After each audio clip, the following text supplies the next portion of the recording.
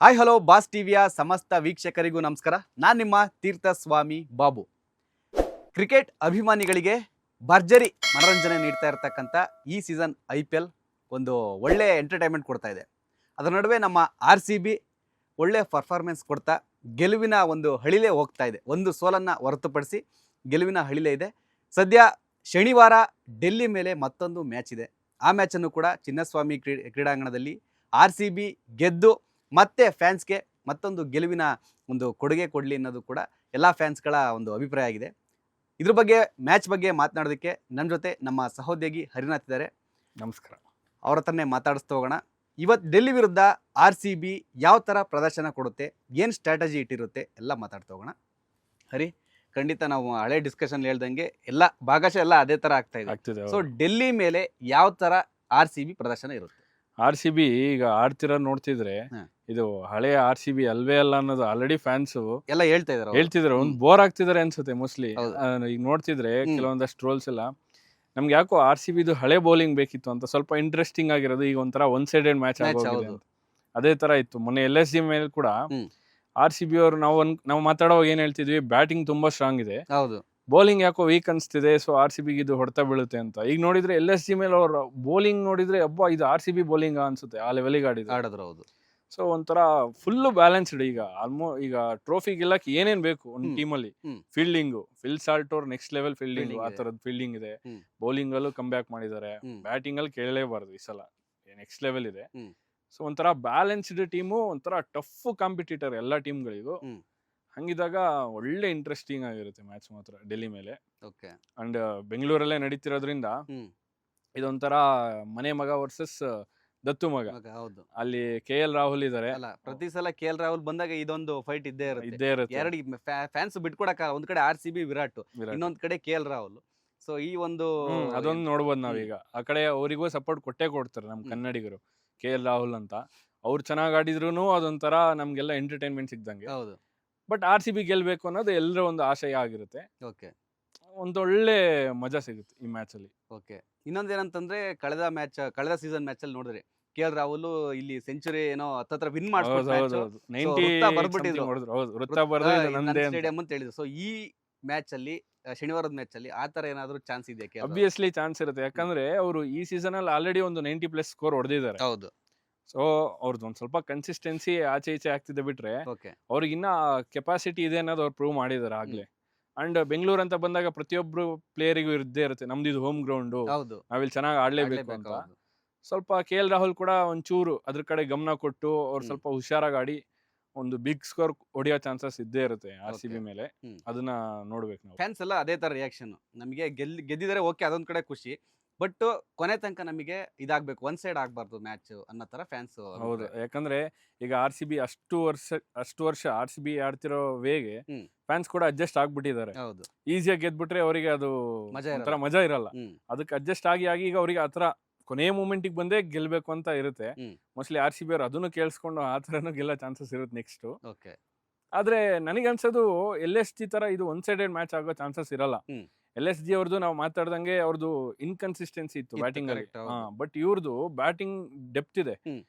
So ಅವರು ಒಳ್ಳೆ fight ಕೊಡೋ ಚಾನ್ಸಸ್ ಇರುತ್ತೆ. ಅಂಡ್ ಸಮೀರ್ ರಿಜ್ವಿ ನೋಡಿದಿರಾ 2-3 ಮ್ಯಾಚ್ ಅಲ್ಲಿ ಹೆಂಗ್ ಹೊಡೆದಿದ್ದಾರೆ, 90 ಹಾಗೆ ಹೊಡೆದಿದ್ದಾರೆ. ಅಂತ ಪ್ಲೇಯರ್ಗಳು ಅವ್ರ ಕಡೆ ಇರುವಾಗ ಸೊ ಅವರು ಒಳ್ಳೆ ಟಫ್ ಫೈಟ್ ಕೊಟ್ಟೆ ಕೊಡ್ತಾರೆ. ಫ್ಯಾನ್ಸಿಗೆ ಒಂದು ಒಳ್ಳೆ ಎಂಟರ್ಟೈನ್ಮೆಂಟ್ ಸಿಕ್ಕೇ ಅಲ್ಲ. ಒಂದೇನಂದ್ರೆ ಡೆಲ್ಲಿದು ಕನ್ಸಿಸ್ಟೆನ್ಸಿ ಅಲ್ಲೂ ನೀವು ಹೇಳ್ದೆ ಕರೆಕ್ಟ್, LSG ತರ ಇಲ್ಲ, ಅದಕ್ಕಿಂತ ಸ್ಟ್ರಾಂಗ್ ಇದೆ. ಬಟ್ ಸ್ಟಾರ್ಟಿಂಗ್ 2 ಮ್ಯಾಚ್ ಗೆದ್ದಿದೆ, 2 ಮ್ಯಾಚ್ ಮತ್ತೆ 2 ಕಂಟಿನ್ಯೂಸ್ ಸೋತ್ಬಿಟ್ಟಿದೆ. ಅದೇ ಅವ್ರದಲ್ಲಿ ಅದು ಚೆನ್ನೈ ಮೇಲೆ ಬ್ಯಾಟಿಂಗ್ ಡೆಪ್ತ್ ಇದೆ. ಆದ್ರೆ ಅವ್ರದ್ರಲ್ಲೂ ಈಗ KL ರಾಹುಲ್ ಒಂದ್ ಮ್ಯಾಚ್ ಆಡ್ತಾರೆ, ಆಮೇಲೆ 2-3 ಮ್ಯಾಚ್ ಕ್ಲಿಕ್ ಆಗಲ್ಲ, ರಾಣಾಯಿಂದ ಒಳ್ಳೆ ಪ್ರದರ್ಶನ ಬರ್ತಿಲ್ಲ. ಸಮೀರ್ ರಿಜ್ವಿ ಆಡ್ತಾರೆ, ಇನ್ನೊಂದ್ 2 ಮ್ಯಾಚ್ ಅವರು ಆಡ್ಲಿಲ್ಲ. ಅದೇ ಅವರು ಸ್ಟ್ರಾಂಗ್ ಇದಾರೆ, ಇಲ್ಲ ಅಂತಿಲ್ಲ, ಬಟ್ ಅವ್ರು ಯಾಕೋ ಫೇಲ್ ಆಗ್ತಿದ್ರು ಒಂದು ಗ್ರೇಟ್ ಸ್ಕೋರ್ ಬಿಲ್ಡ್ ಮಾಡಕ್ಕೆ. ನಿಸಾಂಕ ಒಳ್ಳೆ ಓಪನಿಂಗ್ ಇದೆ ನೋಡಿ ಅವ್ರದ್ದು, ಒಳ್ಳೆ ಅವರು ಪ್ರತಿ ಮ್ಯಾಚ್ ಅಲ್ಲೂ ಆಡ್ತಿದ್ದಾರೆ.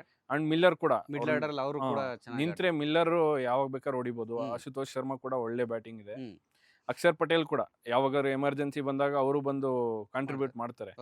ಬ್ಯಾಟಿಂಗ್ ಅಲ್ಲಿ ಸ್ಟ್ರಾಂಗ್ ಇದೆ. ಮೈನ್ ಬೆಂಗಳೂರು ಪಿಚ್ ಅಲ್ಲಿ ನಮ್ಮ RCB ಬ್ಯಾಟ್ಸ್ಮನ್ಗೆ ಕಟ್ ಹಾಕುವಂತಹ ಬೌಲರ್ಗಳು ಡೆಲ್ಲಿಯಲ್ಲಿ ಇದ್ದಾರೆ. ಈಗ ಫಾರ್ ಎಕ್ಸಾಂಪಲ್ ಸ್ಲೋವರ್ ಬಾಲ್ಸ್, ಈಗ ಅಂತ ಪಿಚ್ ಅಲ್ಲಿ ಸ್ಲೋವರ್ ಬಾಲ್ಸ್ ಹಾಕಿ ಒಂದ್ ಸ್ವಲ್ಪ ಆಚೆ ಈಚೆ ಮಾಡೋ ಬೌಲರ್ಗಳು ಮುಖೇಶ್ ಶರ್ಮಾ, ಅವರು ಒಳ್ಳೆ ಬೌಲರು, ಅವರು ಒಳ್ಳೆ ಬೌಲಿಂಗ್ ಆಗ್ತಾರೆ, ಸ್ಲೋ ಬಿಡ್ತಾರೆ, ಒಂದ್ ಸ್ವಲ್ಪ ಕಾಡ್ತಾರೆ ಬ್ಯಾಟ್ಸ್ಮನ್ ಗಳಿಗೆ. ಎಂಗಡಿ ಈ ಸೀಸನ್ ಅಲ್ಲಿ ಬೆಸ್ಟ್ ಬೌಲಿಂಗ್ ಆಗ್ತಿದ್ದಾರೆ.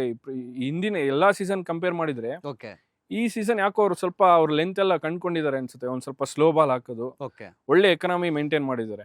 ಸೊ ಅಲ್ಲಿ ಒಳ್ಳೆ ಬೌಲಿಂಗ್ ಇದೆ ಅವ್ರದ್ದು, ಡೆಲ್ಲಿ ಅವ್ರದ್ದು.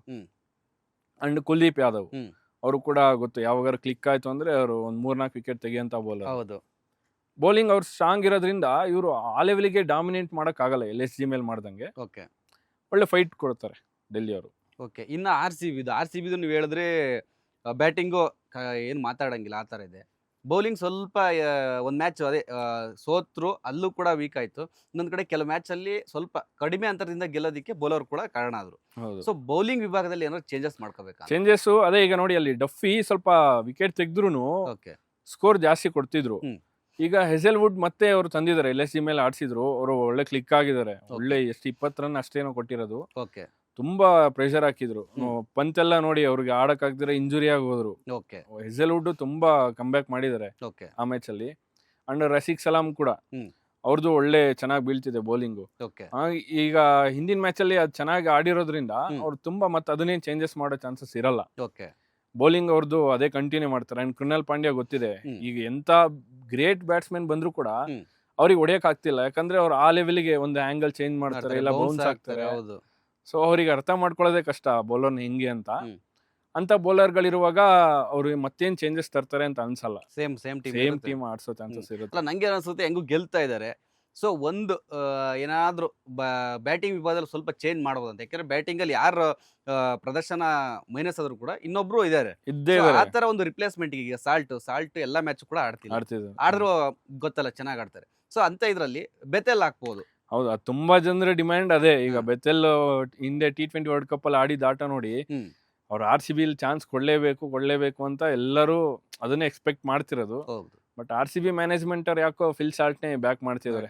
ಅಂದ್ರೆ ಒಂದೊಂದು ಮ್ಯಾಚ್ ಅವ್ರು ನಿಂತ್ರೆ ಗೊತ್ತಲ್ಲ. ಮೊನ್ನೆ ಮ್ಯಾಚ್ ಅಲ್ಲಿ ಕೂಡ ಲಾಸ್ಟ್ ಮ್ಯಾಚಸ್ ಮುಂಬೈ ಮೇಲೆ ಅನ್ಸುತ್ತೆ ತುಂಬಾ ಸಖತ್ತಾಗಿ ಆಡಿದ್ದಾರೆ. ಒನ್ ಸೈಡೆಡ್ ಆಗುತ್ತೆ ಅವ್ರು ಏನಾದ್ರು ನಿಂತ್ಬಿಟ್ರೆ.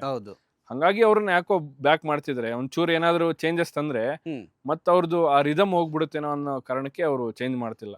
ಇಲ್ಲಾಂದ್ರೆ ಬೆತೆಲ್ ಒಳ್ಳೆ ಆಪ್ಷನ್ ಅವ್ರಿಗೆ. ಅಲ್ಲ, ನಮ್ಮ RCB ಹಂಗ್ ನೋಡಕ್ ಹೋದ್ರೆ ಎಲ್ಲಾ ಪ್ಲೇಯರ್ಗೂ ಆಪ್ಷನ್ ಇದೆ ನೋಡಿ. ಅವರು ಬೆಂಚ್ ಪ್ಲೇಯರ್ಸ್ ಅಲ್ಲೂ ಒಂದು ಸ್ಟ್ರಾಂಗ್ ಬ್ಯಾಟಿಂಗ್.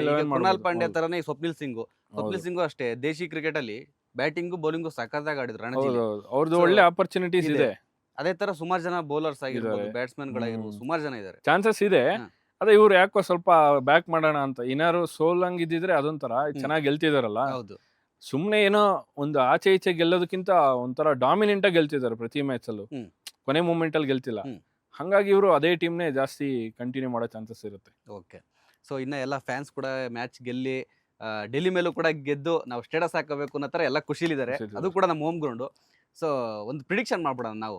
ಇವತ್ತಿಂದ ಸ್ಟಾರ್ಟ್ ಮಾಡೋಣ. ಆಲ್ರೆಡಿ ಮಾಡಿದೀವಿ ಎಲ್ಲ ಡಿಸ್ಕಷನ್. ಇವಾಗಿಂದ ಸ್ವಲ್ಪ ಪ್ರಿಡಿಕ್ಷನ್ ಸಪರೇಟ್ ಆಗದೆ. ಸೊ RCB ಫಸ್ಟ್ ಬ್ಯಾಟಿಂಗ್ ಆಡಿದ್ರೆ ಎಷ್ಟು ಪ್ರಿಡಿಕ್ಷನ್ ನಿಮ್ ಪ್ರಕಾರ? RCB ಈಗ ಡೆಲ್ಲಿ ಮೇಲೆ ಅಂತ ಬಂದ್ರೆ ಒಂದು 230 ಪಕ್ಕ ಹೊಡೆಯುತ್ತೆ.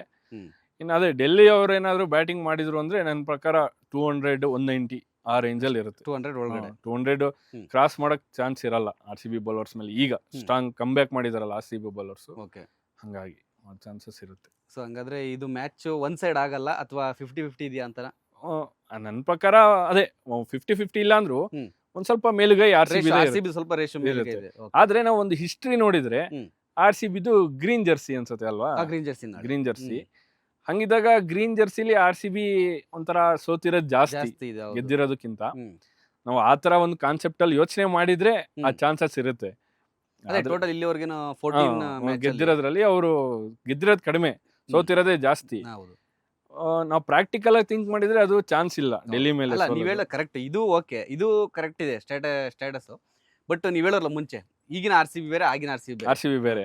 ಹಂಗಾಗಿ ಅದೇನ್ ಮ್ಯಾಟರ್ ಆಗಲ್ಲ ಗ್ರೀನ್ ಜರ್ಸಿ. ಅದೊಂಥರ ಮಿತ್ತಿದ್ದಂಗೆ ಅಷ್ಟೇ, ಅದರಲ್ಲೆಲ್ಲ ಸೋಲ್ತಿದ್ರು ಅಂತ. ಈ ಸೀಸನ್ ಅದು ವರ್ಕೌಟ್ ಆಗಲ್ಲ.